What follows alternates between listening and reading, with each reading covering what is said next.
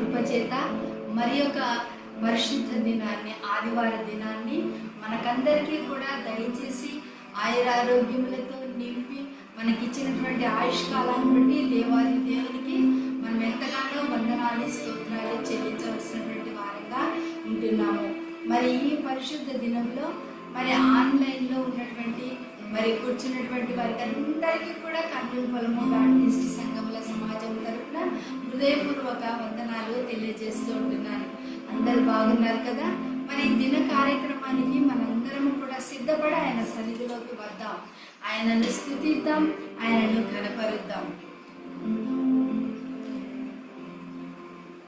రండి, యెహోవాను గూర్చి ఉత్సాహధ్వని చేయదము, మన రక్షణ దుర్గమును బట్టి సంతోషగానము చేయదము, కృతజ్ఞతాస్తుతులతో ఆయన సన్నిధికి వచ్చేదము, కీర్తనలు పాడుచు ఆయన పేరిట సంతోషగానము చేయదము. రండి, యెహోవాను గూర్చి ఉత్సాహధ్వని చేయదము, మన రక్షణ దుర్గమును బట్టి సంతోషగానము చేయదము. దేవుడు తన పరిశుద్ధ వాక్యమును దీవించునుగాక. మనమందరము కలిసి మరి దేవునికి మహిమ కలుగునట్లుగా దేవ సంస్కృతి చేయవే మనసా అనేటువంటి కీర్తనతో ఈ ఆరాధన కార్యక్రమాన్ని ప్రారంభించుకుందాం. ఆంధ్ర క్రైస్తవ కీర్తనల పుస్తకంలో నుండి 12వ కీర్తన దేవ సంస్కృతి చేయవే మనసా అనేటువంటి కీర్తనతో ఈ ఆరాధనను ప్రారంభించుకుందాం.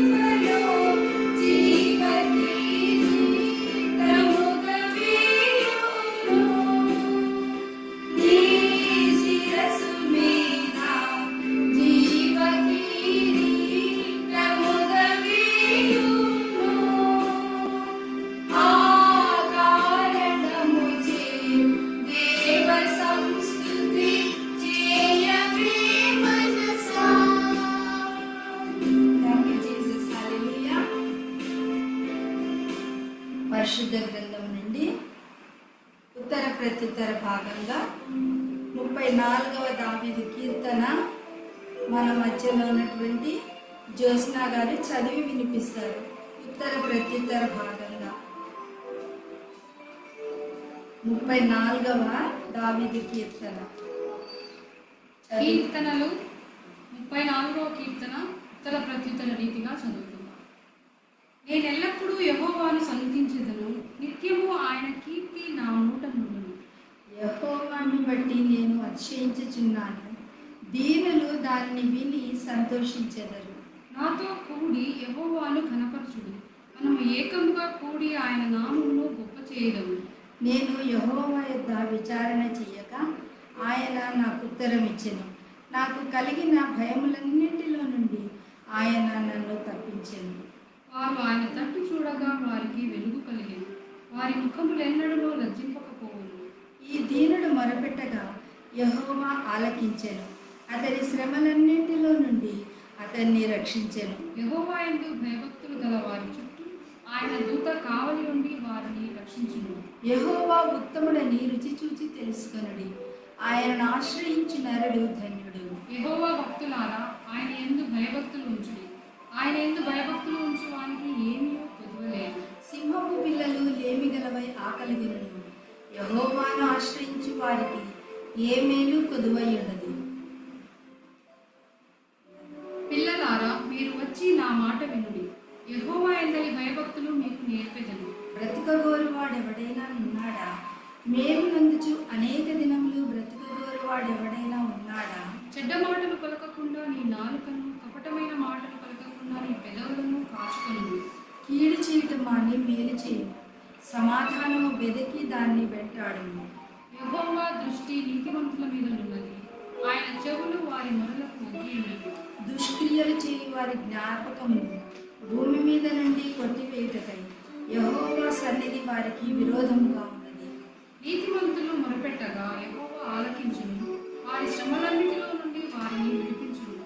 విరిగిన హృదయము గల వారికి యెహోవా ఆసన్నుడు. నలిగిన మనస్సు గల వారిని ఆయన రక్షించును. నీతిమంతునికి కలుగు ఆపదలు అనేకములు.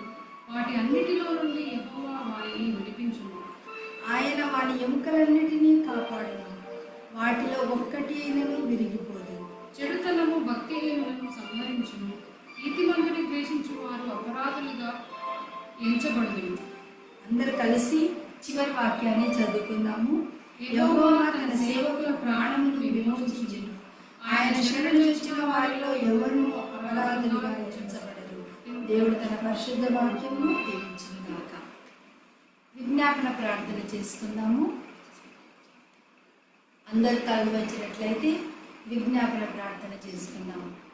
మన ప్రాంతం కొరకు, మన రాష్ట్రం కొరకు, మన దేశం కొరకు, ప్రపంచం కొరకు, మరి ఎవరైతే కరోనా లేకపోతే ఇతర వ్యాధులతో మరి బాధపడుతున్నారు అటువంటి బిడ్డలందరి కొరకు నిమిత్తమై మనము విజ్ఞాపన ప్రార్థన చేసుకుందాం. మన సంఘాల నిమిత్తమై, సంఘ కావలుల నిమిత్తమై, మరి స్వార్థికుల నిమిత్తమై, మిషనరీల నిమిత్తమై, అస్వస్థతతో బాధపడుతున్న వారి నిమిత్తమై, కరీరుకులు, ఇబ్బందులు, శోధనలతో ఉన్నటువంటి వారి నిమిత్తమై మనం ప్రార్థన చేసుకుందాం. అందరు తల వంచినట్లయితే ప్రార్థన చేసుకుందాం. మమ్మల్ని మిక్కిలిగా ప్రేమించిన మా ప్రియ పరలోకపు తండ్రి, నీకే స్తుతులు, స్తోత్రాలు, స్తోత్రాలు, స్తోత్రాలు. సకల ఆశీర్వాదమునకు కర్త అయిన దేవానికే స్తోత్రాలు, పరిశుద్ధానికే స్తోత్రాలు. ప్రభు నాయన, నీ పాద సన్నిధిలో చేరి నీకు విజ్ఞాపన చేస్తున్నాం ప్రభు.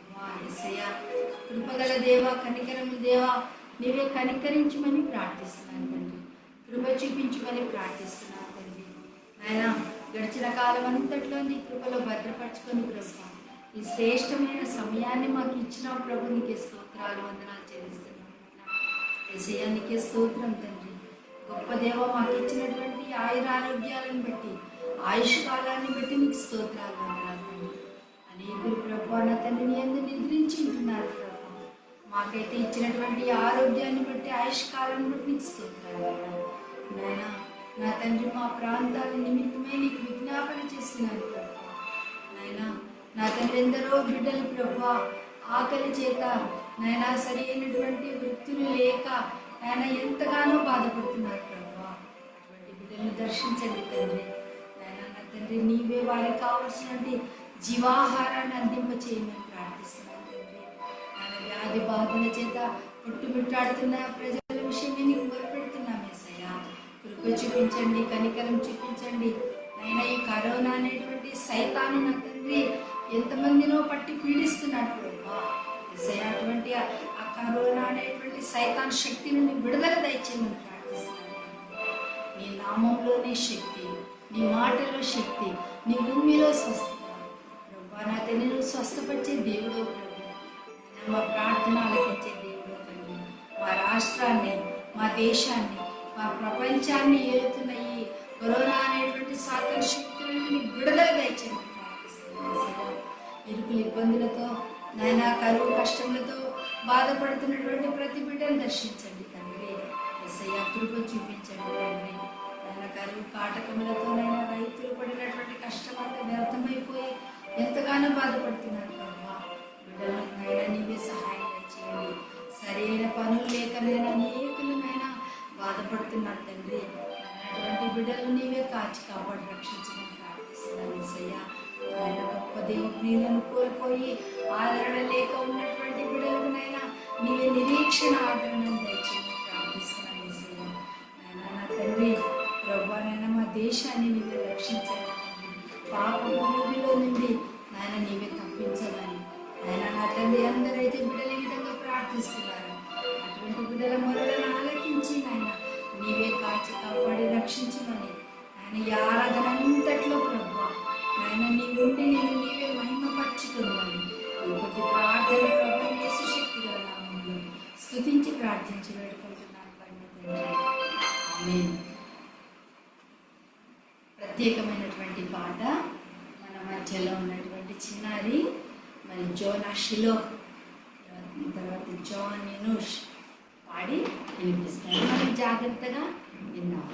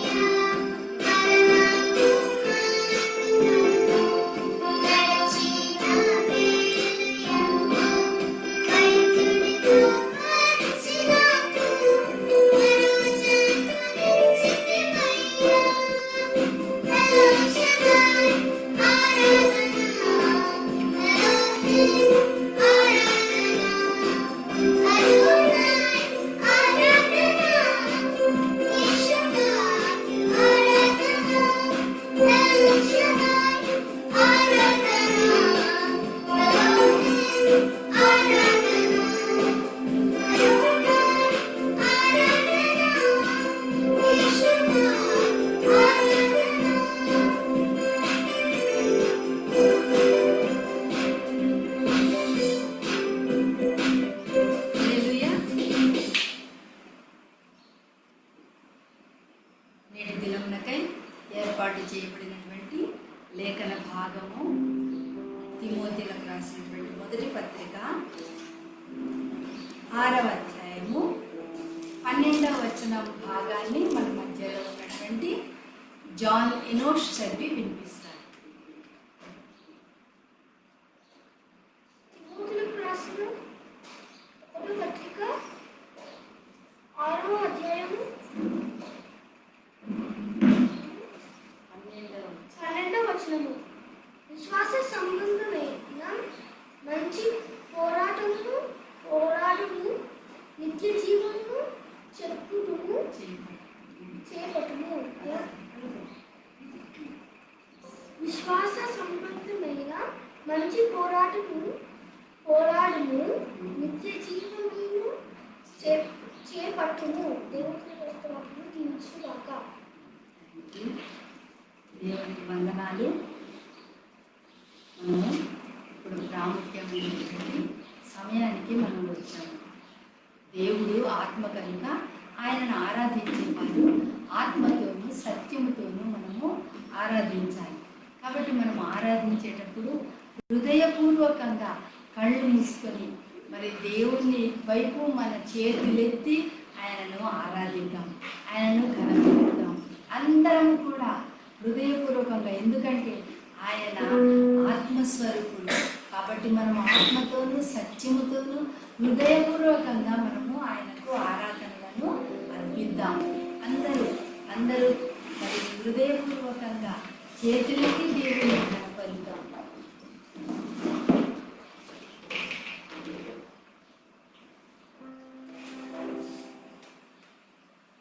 అందరూ తలలు వంచి మీ యొక్క హస్తమును దేవుని వైపు చాపుతూ ఆయనను ఆరాధిస్తాము. ఆయన పూజనీయుడు, ఆరాధనకు అర్హుడు కాబట్టి ఆయన ఎల్లవేళలా మనము ఆరాధిస్తాము. ఇంత మంచి దేవుడవయ్యా,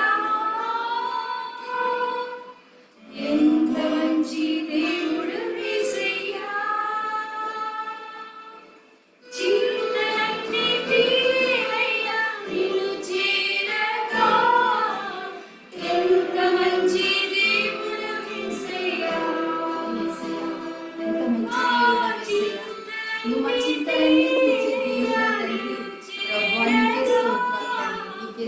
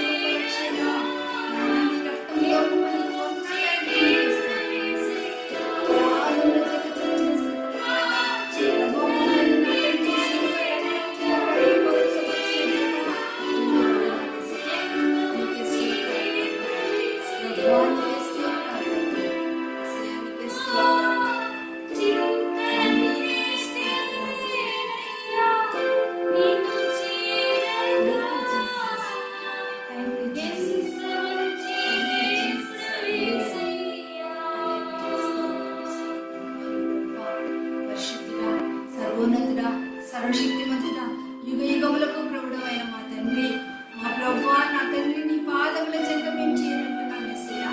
నువ్వు మా గొప్ప దేవుడు యేసయ్యా, ఎంతో మంచి దేవుడు యేసయ్యా. మా చింతలన్నీ కూడా తీర్చే దేవుడు యేసయ్యా, మా సమస్యలన్నీ తీర్చే దేవుడు యేసయ్యా. మేము ఎంత ఘోర పాపలమైనా సరే ప్రభువా యేసయ్యా, నీ శిలువ రక్తం చేత మమ్మల్ని కడిగి పవిత్రపరిచేందుకు నీకే స్తోత్రాలు యేసయ్యా. నాయన, నీ సన్నిధితో మమ్మల్ని నింపుతున్నందుకు యేసయ్యా. నాయన, నీకే వందనాలు తండ్రి, నీకే స్తోత్రాలు ప్రభువా. నాయన, నా తండ్రి, నీ పరిశుద్ధాత్మ శక్తి చేత మమ్మల్ని నింపండి ప్రభువా. నాయన, నా తండ్రి, యోగ్యురాలైనటువంటి నన్ను తాకండి యేసయ్యా. నాయన, నీ ఆత్మశక్తి ద్వారా నాయన నీ బిడ్డలకు కావాల్సినటువంటి జీవ వాక్కులను వినిపింపజేయమని ప్రార్థిస్తున్నాను తండ్రి. వినిచిన్న ప్రతి బిడ్డను దర్శించండి తండ్రి, వారి హృదయములను తెరవండి ప్రభువా.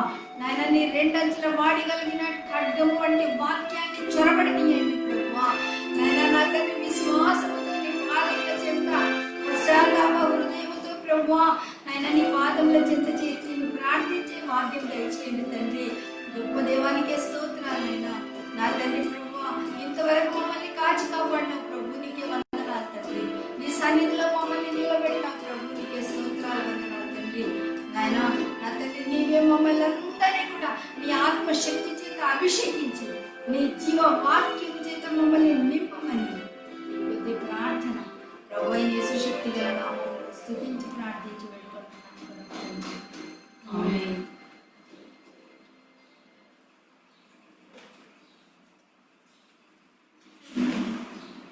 ఈ పరిశుద్ధ దినమునకై, ఈ ఆదివార దినమునకై ఏర్పాటు చేయబడినటువంటి లేఖన భాగాన్ని మనం చదువుకున్నాము. మరి ఒకసారి ఆ లేఖన భాగాన్ని చదువుకున్నాము. తిమోతిలకు రాసినటువంటి పౌలు గారు రాసినటువంటి మొదటి పత్రిక 6వ అధ్యాయం నుండి కొన్ని వచనాలు చదువుకున్నాం. 6వ వచనం నుండి 12వ వచనం వరకు ఉన్నటువంటి లేఖన భాగాలను మనం చదువుకున్నాం. సంతుష్టి సహితమైన దైవభక్తి గొప్ప లాభసాధకమై ఉన్నది. మనం ఈ లోకంలోనికి ఏమీ తేలేదు, దీని నుండి ఏమీ తీసుకొని పోలేము కాగా, అన్న వస్త్రములు గలవారమై ఉండి వాటితో తృప్తి పొంది ఉందాము. ధనవంతులకు అపేక్షించువారు శోధనలోను గురిలోను అవివేకయుక్తములైన హానికరములైన అనేక దురాశలలోను పడుదురు. అట్టివి మనుష్యులను నష్టములోను నాశనంలోను ముంచివేయు. ఎందుకనగా ధనాపేక్ష సమస్తమైన కీడులకు మూలం. కొందరు దానిని ఆశించి విశ్వాసము నుండి తొలగిపోయి నానా బాధలతో తమ్మును తామే పొడుచుకొనిరి. దైవజనుడా, నీవైతే వీటిని విసర్జించి నీతిని, భక్తిని, విశ్వాసమును, ప్రేమను, ఓర్పును, సాత్వికమును సంపాదించుకొనుటకు ప్రయాసపడు. నిత్య జీవమును చేపట్టుము. విశ్వాస సంబంధమైన మంచి పోరాడుము. నిత్య జీవమును చేపట్టుము. దేవుడు తన పరిశుద్ధ వాక్యాన్ని దీవించునుగాక. చిన్న ప్రార్థన చేసుకుందాం. కృపగల దేవ, సర్వోన్నతుడా, నీకే స్తోత్రాలు. నా నోటి మాటలు మా అందరి హృదయ ధ్యానములు నీ దృష్టికి యోగ్యంగా ఉండటకు నీ పరిశుద్ధాత్మ శక్తిని మాపై కుమ్మరించుము. ఈ ప్రతి ప్రార్థన ప్రభు అయిన యేసు నామములో అడిగి పెడుకుంటున్నాను. ఆమేన్. చదవబడినటువంటి లేఖన భాగంలో మనము గమనించినట్లయితే ఇక్కడ మంచి పోరాడాలి, మంచి పోరాడాలి అని అపోస్తులుడైన పౌలు తిమోతితో మాట్లాడుతూ మనకు కూడా హెచ్చరిక చేస్తూ ఉంటున్నాడు. మరి మంచి పోరాడాలి అని అంటే మనము ముఖ్యంగా 3 విషయాలు నేర్చుకుందాం. విశ్వాస సంబంధమైన అని అంటున్నాడు. అంటే విశ్వాసంతో కూడినటువంటి మంచి పోరాటాన్ని మనము పోరాడాలి. మరి ఒకానొక దేశంలో మరి వాచ్మెన్ నీ అనేటువంటి గొప్ప దైవజనుడు ఉన్నాడట. ఆయన మంచి గొప్ప దైవజనుడు, సువార్థికుడు. అనేక ఆత్మల రక్షణ భారము కలిగి అనేకమైనటువంటి దేశాలకు తిరిగి సువార్తను ప్రకటిస్తూ అనేక ఆత్మలను రక్షించేటువంటి గొప్ప దైవజనుడు. ఆయన ఒకసారి మరి దేవుని యొక్క ప్రేరేపణ చేత మరి ఆయన వేరే దేశానికి వెళ్ళి సువార్తను ప్రకటించమని ప్రేరేపణ కలిగి బయలుదేరి వెళ్ళాడట. బయలుదేరి ఆ కాలంలో ఓడల ద్వారా ప్రయాణం చేసేటువంటి వాడు. అతడి ప్రయాణానికి ఆ దేశాన్ని చేరుకోవాలంటే $90 కావలసి వస్తుందట. కానీ అతని దగ్గర ఉన్నది కేవలము $30 మాత్రమే. కానీ దేవుని యందు విశ్వాసముంచి ప్రయాణానికి బయలుదేరాడు. ఇంకా ఓడరేవు దగ్గరికి వచ్చాడు. అతని దగ్గర కేవలము $30 మాత్రమే ఉన్నాయి. మనం అనుకుంటాం ₹30 అనుకుందాం. అయితే ఇంకా అక్కడికి రాగానే అతని స్నేహితుడు అతనికి మరి వేరే వాడిని పంపించి అర్జెంటుగా నాకు అత్యవసరంగా నాకు $20 కావాలా అన్నాడంట. అంటే సరే, ఇంకా విశ్వాసంతో నేను యేసు వైపు చూస్తున్నాను, నేను యేసయ్య పని చేయడానికి వెళ్తున్నాను కాబట్టి దేవుడే నాకు సహాయకుడు అని చెప్పి ఆ అత్యవసరమైన వ్యక్తికి $20 ఇచ్చేసి పంపించేసినాడంట. అప్పుడు అతని దగ్గర కేవలము $10 మాత్రమే ఉన్నాయి. ఇంకా క్యూలో నిలబడ్డాడు. ఇంకా టికెట్ తీసుకోవాలి, కౌంటర్ దగ్గరికి వెళ్తూ ఉన్నాడట. కౌంటర్ దగ్గరికి వెళ్తూ ఉంటే అతని దగ్గర కేవలం $10 మాత్రమే ఉన్నాయి. కావలసినదేమో అతనికి $90 అవసరం. అయితే అతని విశ్వాసంతో కౌంటర్ దగ్గరికి వెళ్తున్నాడు. అతని వంతు వచ్చింది. అంతలోపల అక్కడికి వచ్చి వాచ్మెన్ గారు ఆగండి ఆగండి అని ఒక వ్యక్తి అతన్ని దగ్గరకు పరిగెత్తుకొని వచ్చినాడంట. పరిగెత్తుకొని వచ్చి, ఇదిగో నేను ఎన్ని దినముల నుండో మీకు ఇవ్వాలి డబ్బు అని చెప్పి నేను ఆశపడుతూ ఉన్నాను, మీకోసం అనేక సార్లు ప్రయత్నాలు చేశాను కానీ మీరు నాకు దొరకలేదు, ఇదిగోండి ఈ ధనం మీ దగ్గర ఉంచుకోండి అని ఇచ్చినాడు. సరేని ఆ ధనం తీసుకొని ఆ కౌంటర్లో ఇచ్చాడంట. ఇస్తే అక్కడ అతనికి కావాల్సింది $90. మిగతావి అతని ప్రయాణం మరి తిరిగి రానికి ఖర్చులకంతా కూడా ఉపయోగపడింది. కాబట్టి మనం కూడా పోరాడేటప్పుడు విశ్వాసముతో కూడినటువంటి పోరాడాలి అని ప్రభు మనతో మాట్లాడుతూ ఉంటున్నాడు. మరి ఈ విశ్వాస సంబంధమైనటువంటి పోరాటంలో మొట్టమొదటిగా మనము నేర్చుకోవాల్సినటువంటి విషయం ఏమిటంటే, మనము మన యొక్క విశ్వాసాన్ని కనబరచడంలో పోరాడాలి. మనము మన యొక్క విశ్వాసాన్ని కనబరచడంలో పోరాడాలి. మనము విశ్వాసం లేకుండా మరి దేవునికి ఇష్టడై ఉండుట అసాధ్యము అని అంటాడు హెబ్రీ పత్రికలో. కాబట్టి మనం ఈ లోకంలో ఈ జీవన యాత్రలో మనము పోరాడాల్సింది విశ్వాసముతో సాతాను సంబంధమైనటువంటి దురాత్మల సమూహముతో మనము పోరాడవలసినటువంటి వారంగా మనము ఉండాలని ప్రభు మనతో మాట్లాడుతున్నాడు. తిమోతిలకు రాసిన మొదటి పత్రిక 1వ అధ్యాయము ఇక్కడ 18వ వచనములో పౌలు అపోస్తలుడైనటువంటి పౌలు తిమోతితో మాట్లాడుతున్నాడు. తిమోతి, నా కుమారుడా, నీవు విశ్వాసమును మంచి మనస్సాక్షి కలవాడవై నిన్ను గురించి ముందుగా చెప్పబడిన ప్రవచనముల చొప్పున ఈ మంచి పోరాడవలను అని చెప్తున్నాడు. ఇక్కడ తిమోతితో చెప్తూ ఉంటున్నాడు, నీవు నీ విశ్వాసమును మంచి మనస్సాక్షి కలవాడవై నిన్ను గురించి ముందుగా చెప్పబడిన ప్రవచనాలు. ఏంటా ప్రవచనాలు కలిగి ఉన్నాడంటే, ఈ తిమోతి నిష్కపటమైనటువంటి ప్రేమ, మంచి మనస్సాక్షి, విశ్వాసము కలుగు ప్రేమయే. కాబట్టి ఈ మూడింటిని తిమోతి కలిగి ఉన్నాడు. వాటిని కలిగి ఉండి మరి విశ్వాస సంబంధమైనటువంటి పోరాటంలో తన క్రియల ద్వారా మరి పోరాడాలి అని ప్రభువు చెప్తూ ఉంటున్నాడు.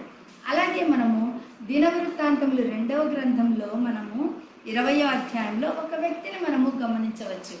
ఆయన యూదా రాజు యెహోషాపాతు విషయమై మనము ధ్యానం చేసుకుంటే, ఆయన చిన్నతనం నుండి కూడా దేవుని యందు భయభక్తులు కలిగి యథార్థమైనటువంటి మనస్సు కలిగి ఆయన జీవించేవాడు.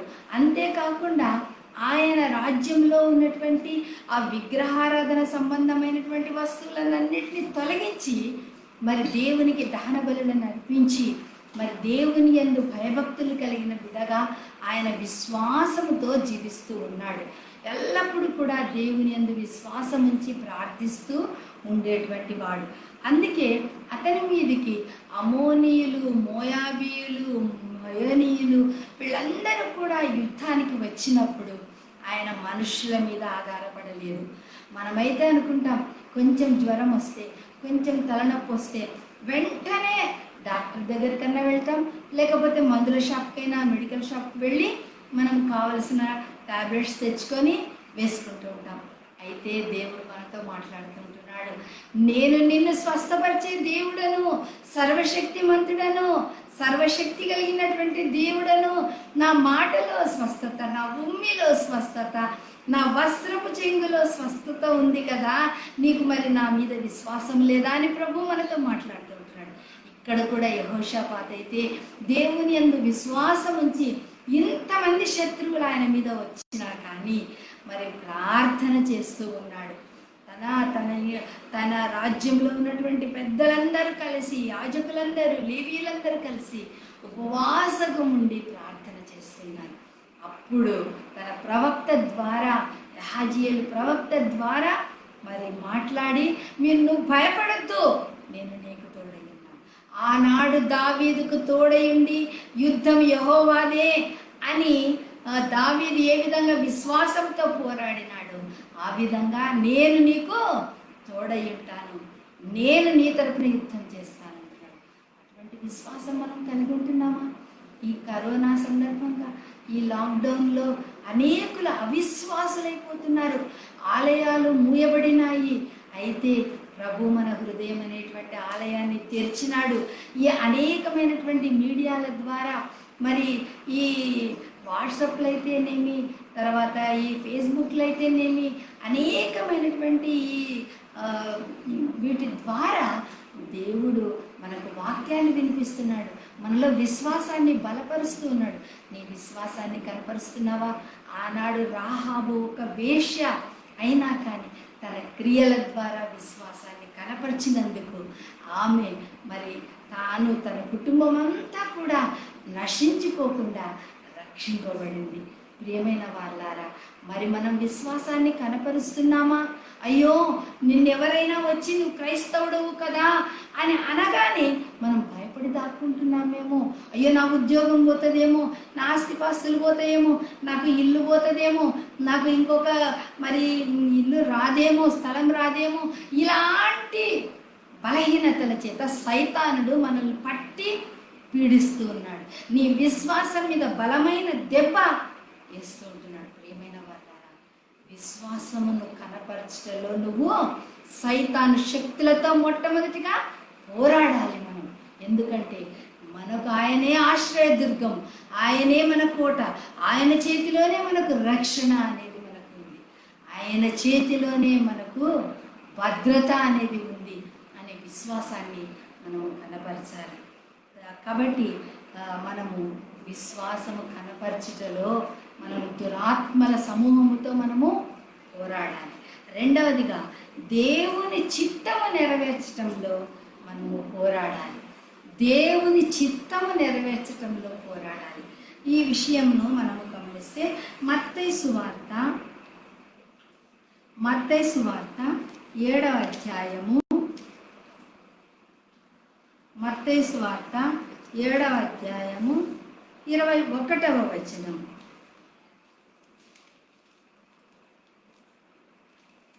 మత్తయి సువార్త 7వ అధ్యాయము 20.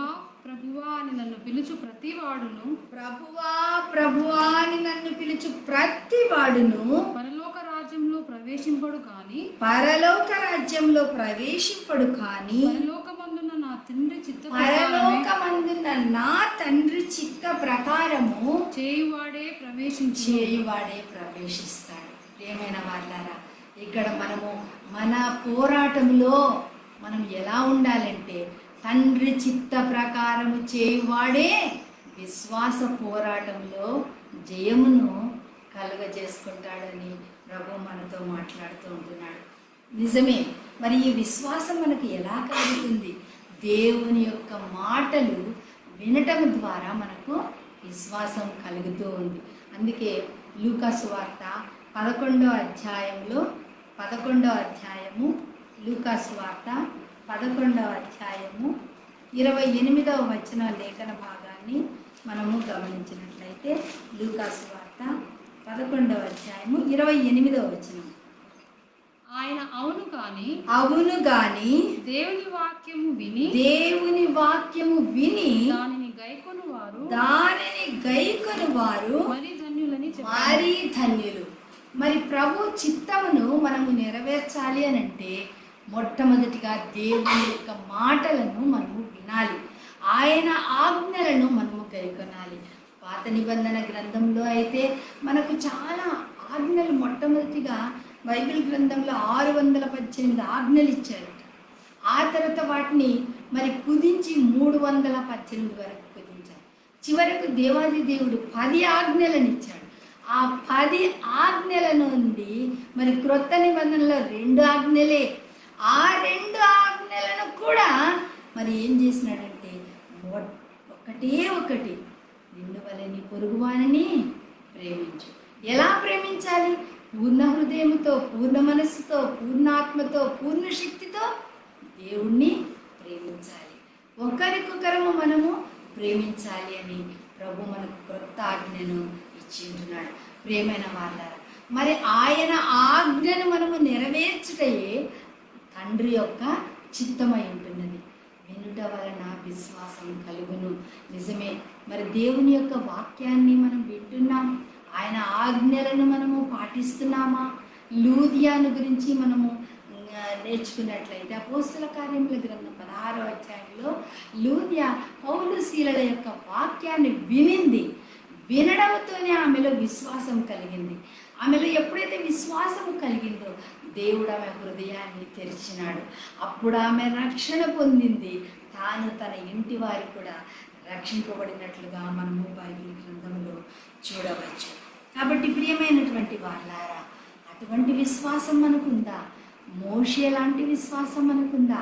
అబ్రహాము, ఇస్సాకు, యాకోబుల లాంటి విశ్వాసాన్ని కలిగి తండ్రి చిత్త ప్రకారంగా మనము నెరవేర్చడానికి, పోరాడటానికి మనం సిద్ధంగా ఉంటున్నామా? అబ్రహాంకి అనేక శోధనలు వచ్చినాయి, అయితే కూడా దేవుని యొక్క చిత్త ప్రకారంగానే ఆయన చేయటం ద్వారా ఆయన మరి విశ్వాసులకు తండ్రి అని అనిపించుకున్నాడు. ప్రియమైన వాళ్ళారా, మరి మనం తండ్రి చిత్త ప్రకారంగా మరి చేస్తూ ఈ పోరాటంలో మనము పోరాడి నిత్య జీవాన్ని చేపట్టడానికి సిద్ధంగా ఉంటున్నామా? ఆ విధంగా ఉండడానికి మనం ప్రయాసపడుతున్నామా? ఇంకా విశ్వాసంలో మనం కొట్టుమిట్టాడుతూ ఉంటున్నామేమో. మూడో విషయము మనము గమనించినట్లయితే పరిశుద్ధతను కాపాడుకొనుటలో పోరాడాలి. నిజమే. మనము దేవునికి, ఆయన పరిశుద్ధుడు కాబట్టి మనము కూడా పరిశుద్ధులంగా ఉండాలి అని ప్రభు కోరుకుంటున్నాడు. దేవునికి పాపి అంటే ఇష్టం, కానీ పాపం అంటే ఆయనకు ఇష్టం లేదు. ఎప్పుడైతే యేసయ్య శిలువ మీద ఆ శిలువ భారాన్ని భరిస్తూ ఉన్నాడో, మన పాప భారం అంతా ఎప్పుడైతే ఆయన మీద పడిందో, వెంటనే దేవుడు ఒక్క క్షణమాత్రంలో ఆయన చెయ్యిని విడిచిపెట్టాడు. దేవునికి పాపం అంటే ఇష్టం లేదు. నువ్వు ఎప్పుడైతే పశ్చాత్తాపపడైన సన్నిధిలో వస్తావో అప్పుడు దేవుడు నీ పాపాలను క్షమిస్తాడు. నీకు శుద్ధ హృదయాన్ని దేవుడు కలుగజేస్తాడు. అటువంటి శుద్ధ హృదయమును మనము కలిగి ఉండడానికి మనము ప్రయాసపడతామా? మరి దేవుడు అడుగుతున్నాడు. ఈ పేతురు పత్రికలో అంటాడు, గొప్ప ఇంటిలో వెండి పాత్రలు, మరి బంగారు పాత్రలు, మట్టి పాత్రలు, తర్వాత కర్ర పాత్రలు, ఇవన్నీ ఉంటాయి. అయితే యజమానుడు వాడుకొనుటకు అర్హమైనటువంటి పాత్రగా, పవిత్రమైనటువంటి పాత్రగా నీవు ఉండాలి అని అంటే నీలో పవిత్రత ఉండాలని ప్రభు మనతో మాట్లాడుతూ ఉంటున్నాడు. నిజమే. ఎప్పుడైతే మనము మన పవిత్రతను కాపాడుకుంటూ పోరాడతామో అప్పుడే మనము నిత్య జీవాన్ని చేపట్టుకుంటాం. మనం పాత నిబంధన గ్రంథం బైబిల్ ఆదికాండం 39వ అధ్యాయంలో మనం చూస్తే ఒక వ్యక్తిని మనం చూడొచ్చు. అతడే యోసేపు. అతడు ఎప్పుడూ కూడా పాపము చేయలేదు. తన అన్నలు అంతగా ద్వేషించి మరి అతన్ని ఒక పాడుబడిన మరి గొయ్యిలో పడవేసినా కానీ దేవుణ్ణి విడిచిపెట్టలేదు. ఆయన ఐగుప్తీయుల చెరలో వేసినా కానీ ఆయన బాధపడలేదు.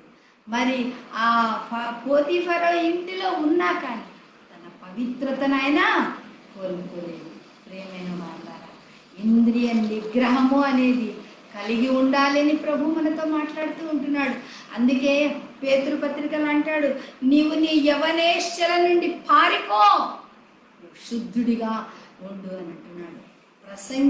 ప్రసంగి గ్రంథంలో కూడా మరి సొలొమోను మనతో మాట్లాడుతూ ఉంటున్నాడు. ప్రసంగి గ్రంథము 12వ అధ్యాయము 11వ అధ్యాయము 9వ వచనంలో, నీ యవనమందు యవనుడా నీ యవనమందు సంతోషపడుము, నీ యవన కాలమందు నీ హృదయం సంతుష్టిగా ఉండని, నీ కోరిక చొప్పునను నీ దృష్టి యొక్క ఇష్టము చొప్పునను ప్రవర్తించు. అయితే అని అంటున్నాడు ఇక్కడ. జాగ్రత్తగా గమనించాలి. నువ్వు ఎంతనన్నా ఎంజాయ్ చెయ్యి, నీ యవన కాలాన్ని ఎంజాయ్ చెయ్యి, సినిమాలు చూడు, తాగు, తిను, తిరుగు, పబ్బులకు వెళ్ళు, ఏమన్నా చేసుకో, అయితే జాగ్రత్త అని హెచ్చరిస్తున్నాడు. ఏంట జాగ్రత్త? వీటన్నిటి బట్టి దేవుడు నిన్ను తీర్పులోనికి తెచ్చినని జ్ఞాపకం ఉంచుకో. జాగ్రత్త సుమ, ఒకనాడు తీర్పు నీ కొరకు ఉంటుంది. ఆనాడు నీవు ఎంతగా నరకాగ్నిలో నుండి దేవా నన్ను క్షమించని వేడుకున్నా కానీ ఏమీ లాభము లేదు. ధనవంతుడు లాజరు కథ మనకు బాగా తెలుసు. మరి ధనవంతుడు నా ప్రాణమా తిను త్రాగు సుఖించు అన్నాడు, నరకంలో ఉన్నాడు. మరి అదే బీద లాజరు కథ మనకు బాగా తెలుసు. ఆయన ఎక్కడో కురుకులతో ఉన్నాడు. ఆ ధనవంతుడు పడేసినటువంటి ఆ రొట్టె ముక్కలు తిని బ్రతికినాడు. దేవుని యందు భయభక్తులతో పరిశుద్ధుడుగా ఆయన జీవించినాడు. కాబట్టి అబ్రహాము రొమ్మున ఆయన అనుకున్నాడు. అయితే ఆ ధనవంతుడు వెళ్ళాడు నరకానికి. ఈ లోకంలో ఉంటే ఆస్తిపాస్తులు సంపాదించుకున్నాడు. గాదెల నిండా ధాన్యాన్ని సంపాదించుకున్నాడు. పెద్ద ఇల్లు కట్టించుకున్నాడు. అంత సంపాదించుకున్నాడు. ఆయన ప్రాణం మాత్రం సంపాదించుకోలేకపోయినాడు. ఆయన ప్రాణం నిత్య నరకంలో అగ్నిగుండంలో కాలుతూ ఉంటే ఆస్తిపాస్తులు వచ్చినాయా ఆయన వెంట? ఆయన ధనధాన్యాదులు వచ్చినాయా ఆయన వెంట? బంగారం అవన్నీ వెంట వచ్చినాయా? ఏమీ రాలేదు. ఆయనలో ఉన్నటువంటి ఆ పాప జీవితం ఆయనను నరకాగ్నికి రప్పించింది. ప్రియమైన వాళ్ళారా, దేవుడు మనతో మాట్లాడుతుంటున్నాడు. శుద్ధ హృదయము నాకు కావాలి. నీలో ఉన్నటువంటి అపవిత్రతను తీసివేసుకో, నా చెంతకు రా, నీ పాపాలను నేను కడిగివేయడానికి సిద్ధంగా ఉన్నాను. హిమము కంటే తెల్లగా నిన్ను పవిత్రపరుస్తానంటాడు దావీదు మహారాజు. ఆయన ఒక్క పాపము తప్ప ఇంకా ఏ దోషము చేయలేదు. ఆయన యథార్థవంతుడుగా జీవించినాడు. ఆయన అందుకే ఆయనను దేవుడు నా హృదయానుసారుడు అన్నాడు. దేవుని చేత మెప్పు పొందినాడు. మరి అటువంటి హృదయాన్ని మనం కలిగి ఉంటున్నామా? ఈ జీవన పోరాటంలో మరి మనము ముఖ్యమైనటువంటి 3 విషయాలు మనము క్షుణ్ణంగా గమనించుకోవాలి. మనము ఈ విశ్వాస సంబంధమైనటువంటి క్రియలను మనము కనపరచటంలో మనము పోరాడాలి. దేవుని చిత్తాన్ని నెరవేర్చడంలో మనము పోరాడాలి. మరి మనము మన యొక్క పరిశుద్ధతను కాపాడుకొనడంలో మనము పోరాడాలి. సాతాను శక్తులతో మనము పోరాడాలి. దురాత్మల సమూహముతో మనము పోరాడాలి. ప్రధానులతోనూ అధికారులతోనూ మనము పోరాడాలి. అంటే మనము సర్వాంగ కవచాన్ని మనము ధరించుకోవాలి. విశ్వాసం అనే డాలును మనము పట్టుకోవాలి. దేవుడిచ్చేటువంటి వాక్యం అనేటువంటి ఖడ్గాన్ని మనము చేతకొని ఈ దురాత్మలను సాతాను శక్తులను మనము పారదోలాలి. ఆ విధంగా మనము అటువంటి విశ్వాసాన్ని మనము కలిగి ఉందామా? కలిగి ఉండటానికి మనం ప్రయాసపడుతున్నామా? అనేక దినముల నుండి మనం వాక్యం వింటున్నాం. వినుట మట్టికే విందురు కానీ దానిని గైకొనలేరు అంటున్నాడు ప్రకటన గ్రంథంలో. యోహాను భక్తుడు మనతో మాట్లాడుతున్నారు. వాళ్ళు వినుట మట్టుకు విందురు కానీ దానిని గైకొనరు. సమీపించి ఉన్నది సమయము కనుక చదువువాడును విని ఇందులో వ్రాయబడిన సంగతులు గైకొని వారు ధన్యులు. మనం ఆ వాక్యాన్ని విని మరి గ్రహించలేకపోతున్నామా? మనం ఇంకా పాపపు స్థితిలోనే ఉంటున్నామా? ఇక్కడ అంటున్నాడు సంతుష్టి సహితమైనటువంటి దైవభక్తి గొప్ప లాభసాధకమైంది అంటున్నాడు. అటువంటి దేవుని అందలి భయభక్తులతో మనం ఉంటున్నామా? పైకి వేషధారణతో మరి మనకు బాగా తెలుసు పాపి మరి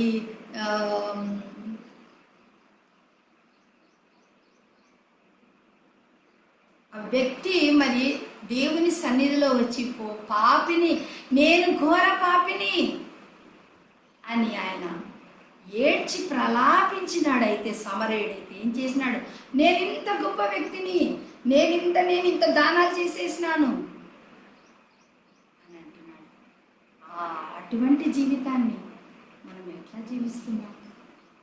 ప్రియమైన వాళ్ళ పశ్చాత్తాప హృదయంతో ఈ విశ్వాస సంబంధమైనటువంటి పోరాటంలో మంచి పోరాటము మనము పోరాడాలి అని అంటే మన క్రియలను మనం కనపరచాలి. మన క్రియలు ఎలాంటి క్రియలు ఉంటున్నాయి? మరి అటువంటి క్రియలలో మనం నిజంగా దేవుని యొక్క మరి విశ్వాసాన్ని మనం చూరగొంటున్నామా? ఆయన చిత్త ప్రకారంగా మనం జరిగిస్తున్నామా? మన ఘటాన్ని పరిశుద్ధంగా ఉంచుకుంటున్నామా? ఒక్కసారి మన హృదయాలను మనమే పరీక్షించుకుందాం. అయ్యో ఆ పాపి, ఘోర పాపిని నేను అని దేవుని ఆలయంలో చేరి ప్రార్థిస్తున్నాడు.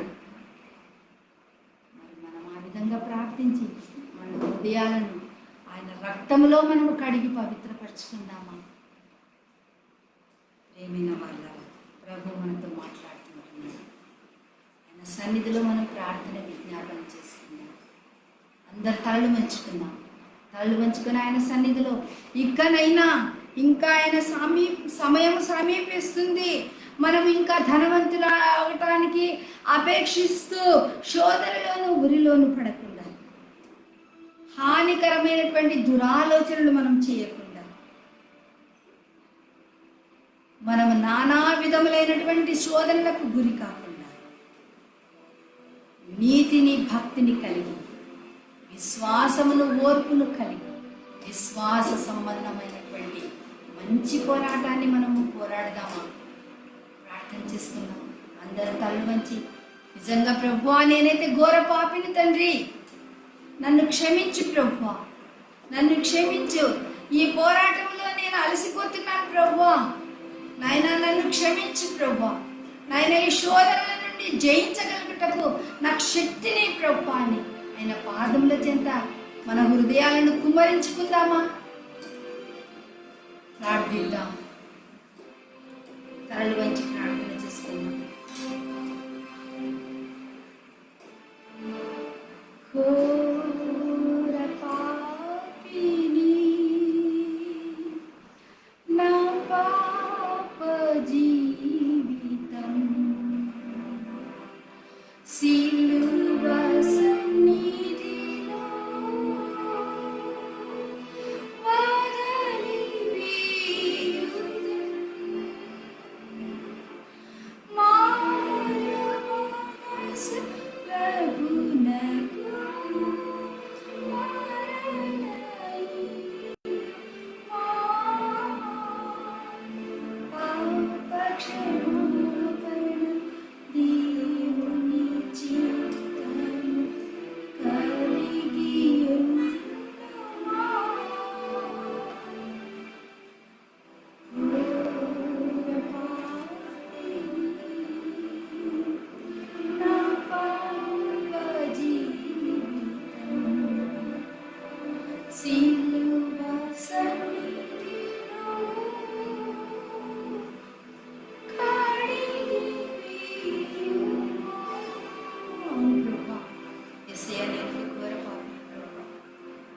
విశ్వాస సంబంధమైనటువంటి మంచి పోరాటంలో ప్రభా నాయన నా తండ్రి మేము పడిపోతుంటామేమో ప్రభా, మా క్రియలను మేము కనపరచలేక వేషధారణతో కూడినటువంటి జీవితాన్ని మేము జీవిస్తున్నామేమో ప్రభా. యేసయ్య నీ చిత్త ప్రకారంగా మేము జీవించలేకపోతున్నామేమో యేసయ్య. నాయన మాలో నా తండ్రి అపవిత్రమైనటువంటి మనస్సు, కల్మషమైనటువంటి మనస్సును కలిగి మేము జీవిస్తున్నామేమో ప్రభా. యేసయ్య నాయన హృదయ శుద్ధిని మాకు దయచేయమని ప్రార్థిస్తున్నాను యేసయ్య. ప్రతి ఒక్క బిడ్డ నా తండ్రి ఈ పోరాటంలో ప్రభా నాయన నా తండ్రి నీ విశ్వాసాన్ని కనపరిచి నీ చిత్తములకు లోబడి జీవించి నాయన శుద్ధ హృదయాన్ని కలిగి జీవించటం నీ కృప మెండుగా దయచేయమని ఈ కొద్ది ప్రార్థన ప్రభు అయిన యేసు శక్తి గల నామములో స్తుతించి ప్రార్థించి వేడుకుంటున్నాను పరమ తండ్రి. ఆమేన్. ఆశీర్వాదం తీసుకుందాం. మన పరమ తండ్రి అయిన దేవుని యొక్క ప్రేమయు, మన ప్రభువును రక్షకుడైన యేసుక్రీస్తు యొక్క కృపయు, పరిశుద్ధాత్మని యొక్క అన్యోన్య సహవాసం సన్నిధి ప్రార్థిస్తున్న మనందరి మీదను, సకల పరిశుద్ధుల మీదను, సంఘ కాపరులు వారి కుటుంబాలన్నిటి మీదను ఇప్పుడు ఎల్లప్పుడూ సదాకాలము నీ కృపతోడై ఉండి నడిపించును కాక. ఆమేన్.